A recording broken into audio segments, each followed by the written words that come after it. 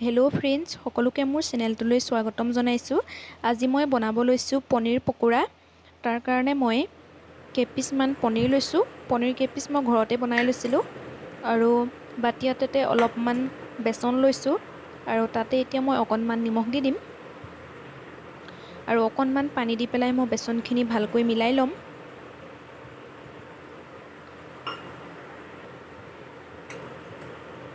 পানীটো আপোনালোকে জোখমতে দিব, নহ'লে পানীটো যদি বেছি হৈ যায় তেতিয়াহ'লে পকৰীখিনি ভাল নহ'ব। এনেধৰণে দিব যাতে পকৰীখিনি বেচনখিনিৰ লগত ভালকৈ লাগি থাকে। আৰু মই এতিয়া ইয়াতে পনীৰখিনি দি দিম আৰু ভালকৈ মিলাই ল'ম।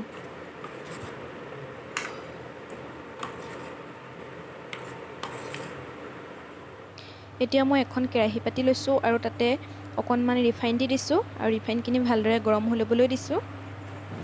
এয়া ৰিফাইনখিনি গৰম হৈ গ'ল। এতিয়া মই ইয়াত এটা এটাকৈ পকৰীখিনি দি যাম।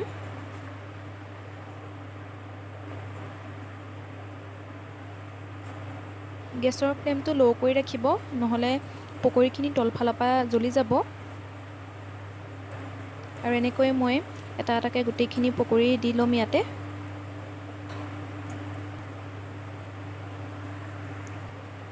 আৰু এতিয়া মই এটা এটাকৈ গোটেইখিনি এবাৰ লুটিয়াই দিম।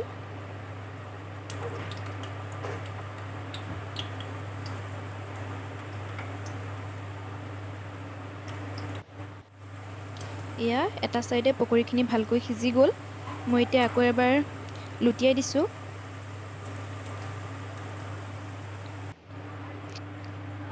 এয়া চাওক, পকৰীখিনি ৰেডি হৈ গ'ল।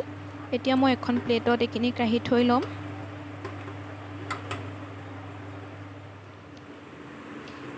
এয়া পনীৰ পকোৰা ৰেডি হৈ গ'ল। আশা কৰিছোঁ আপোনালোকেও ৰেচিপিটো ট্ৰাই কৰি চাব।